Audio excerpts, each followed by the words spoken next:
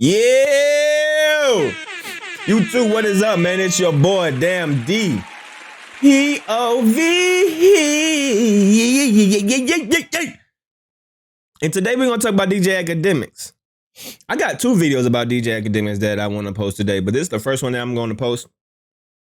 I know a lot of people feel a certain way about DJ Akademiks, but he's actually a valuable source in this hip-hop podcasting. You may like what he say, you may dislike what he say, you may dislike what he did for drill music and Chicago and all that stuff. I get it. I absolutely get it. Me personally, I never subscribed to the whole Chicago drill music stuff. I never listened to it. So, but I heard the damage that, so I understand if y'all have a certain disliking for DJ Akademiks, but he does make valid points. And in this audio that I'm going to play, he's going to make a very valid point of why Tommy's motorcycle will never become mainstream. He would never become a Kevin Samuel. He would never become, DJ Vlad or anything like that. He's just pretty much, he's gonna stay in his little bubble, in his little circle. And it's pretty obvious why, you know what I mean? Before I play what DJ Akademiks is gonna say, the main issue that people have about Tommy Sotomayor is not what he says, it's how he says it, and in the fashion he says it. He can say exactly everything that he is saying minus the B word, right? Calling women out their names, disrespecting people's mothers, disrespecting people's dead relatives, just doing the most, right? Beyond that, doing the most stuff, certain people can actually agree. And that's the thing with Tommy, right? He actually does say some things that are, make sense, but then he'll follow up with a bitch, you all black whores, you all black whores. Like he generalizes his experience with women, and he generalized the whole culture of women just from his experience. So he think all black women is like this, when he's only talking about one sector of a black woman. But little does he know, as smart as he thinks he is, that sector of black women that he's talked about happens in every culture. There's a white sector of ratchetness. There's a Mexican sector of ratchetness. There's any kind of culture has their good and their bad.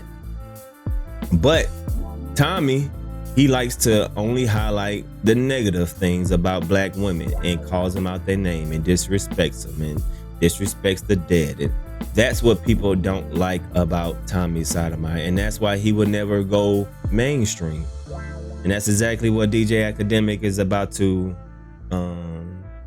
to say right here. So let me play this audio of him. Basically, DJ Akademiks is gonna tell everybody why he doesn't want to work with Tommy Sotomayor.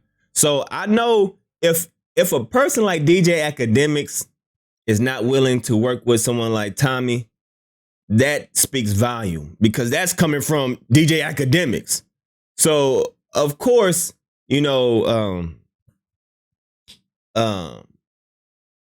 never gonna get that big look like on the Breakfast Club or something, or you know what I mean? Like, he's never gonna be mainstream. He's just gonna be a YouTuber. He's gonna have his little section.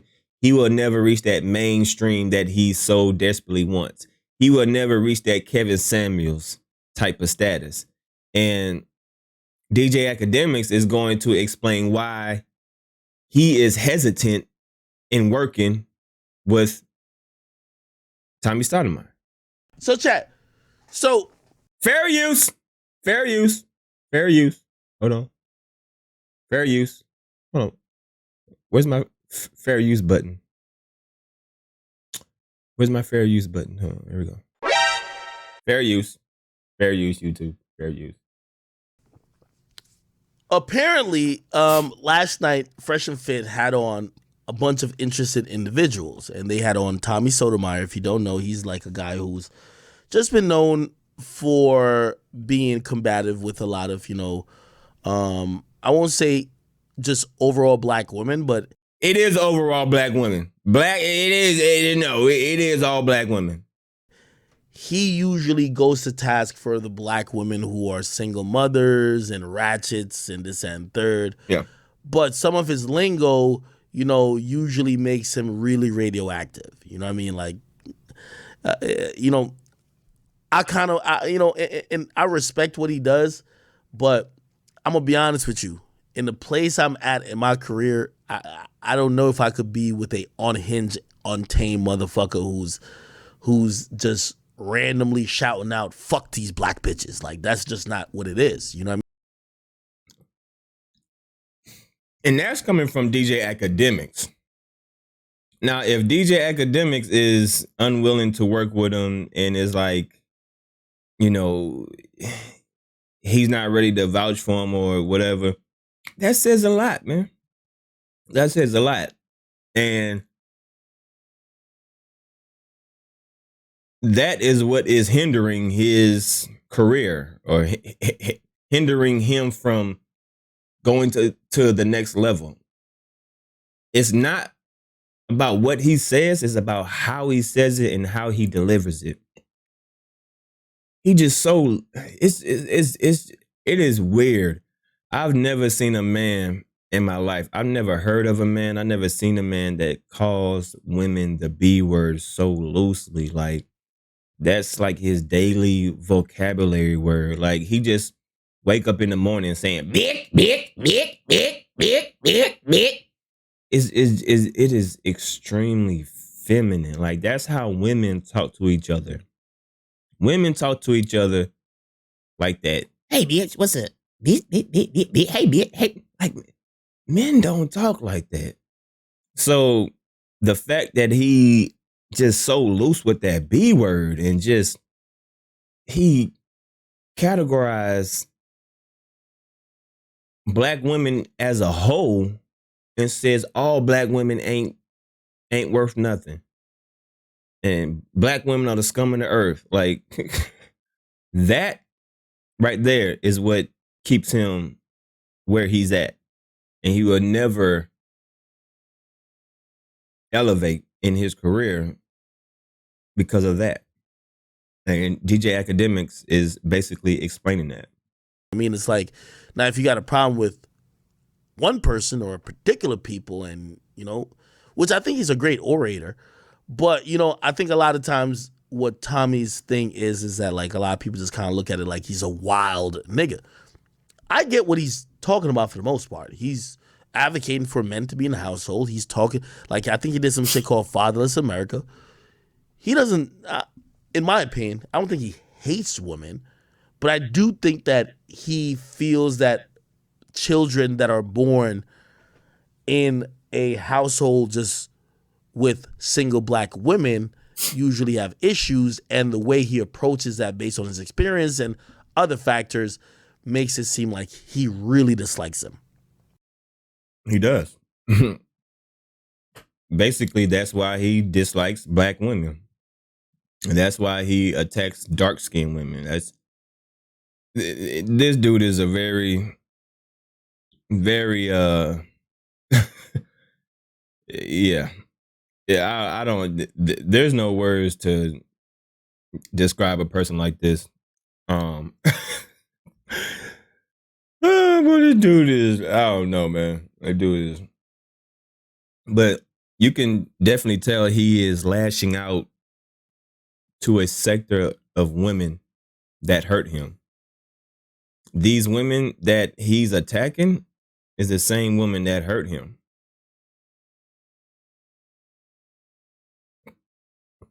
And that woman that, well, whoever these women that hurt him definitely rubbed off on him, because he just has really feminine traits, and you can see it. You can see it in his body language and his gestures. It's just, it is what it is. Again, y'all know I'm on Spotify, but I could have anybody on. I had Hassan Campbell on. Come on, I could have anybody on. But with Tommy, like, me having a guest on, I want to make it make sense. It's not about being inflammatory. You know, it's not about shock jocking. It's not about just saying shit like, fuck these black bitches. Like, it's not about that. It's about, like, if you have an ideology, if you have, like, a thought, if you have something that we could structurally, like, discuss, cool. But, you know, I think sometimes his plight gets, you know, degraded by the fact that he's oftentimes, like, caught in these moments where people are going to characterize his whole shtick as, oh, that's the guy who just says fuck black women. Like, bro, there's no nuance to that. Fact. You know what I mean? I'm the guy who argues nuance constantly. But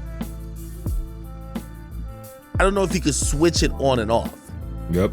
Right? Because I don't think he dislikes black women. I think he has a stance against families growing up in certain particular homes with certain particular women, and he's focusing on people who are black. Again, I don't know if I'm, like, maybe I'm politicizing it a little bit too much, but yeah, you are. Definitely. The reason why I wanted Charleston White, Hassan Campbell, I didn't get Hassan Campbell on my podcast that he could just say over and over, rock that snot box, or whatever his phrase is. That's not what it is. I felt like he had a legit explanation to what he had going on, and I think that's what he was gonna lay down and try to deliver to people, and I understand it. So that's why I had Charleston. Why am I blanking? That's why I had Hassan on my podcast. Same with why I would have Charleston White. Again, with Tommy, if Tommy could, if you know what I mean, it's a certain way of putting it across, and I don't want to also compromise anyone where they feel like for them to be on my platform, they have to water it down. But if the only way you could get your point across is just like by throwing out and blurting out these one size catch-all phrases like fuck black women, yep, bro, it's hard for me to fucking deal with. You know what I mean? Like, again, I'm someone who is as independent, and I have all the creative control as I want to. But in Black History Month, to just put and, you know, amplify voices who are not nuanced enough to speak about what their entire plight is, and just say fuck all black women, or fuck all black people, or fuck all black men. So it's tough. Exactly. You know? Somebody said get to the point. No, I think y'all know what I'm talking about. It's like, man, I know exactly what you're talking about. I like what Tommy says when he says fuck. I guess there's I like what Tommy says when he says fatherless America. It's like, sometimes I don't like his attacks, because it kind of sums up the entire black race. And again, that's just not a fight that, again, salute to everybody who does it. I'm not fighting that fight with y'all. Just like, I don't care what y'all say, I'm not fighting that we don't fuck with black women fight with Fresh and Fit.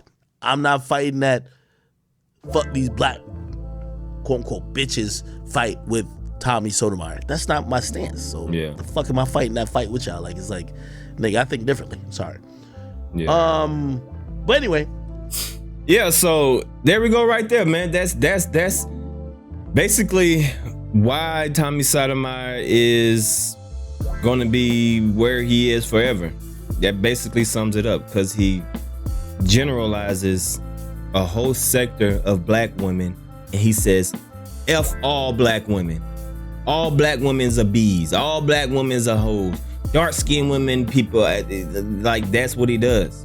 Even if he makes a valid point, even if he makes something that makes sense, he will follow it up with a bitch. And he always has aggression towards women, but don't have that same aggression towards men. So those are the things that is going to always hinder his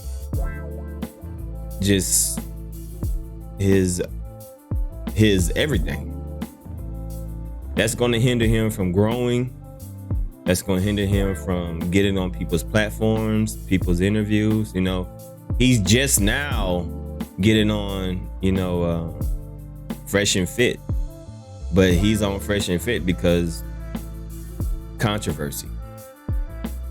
Fresh and Fit know if they have Tommy Sotomayor on there, he's going to bring controversy. He's going to probably have an argument with one of the girls, and it may go down. But other platforms, other networks are not going to be so willingly to work with him because he categorizes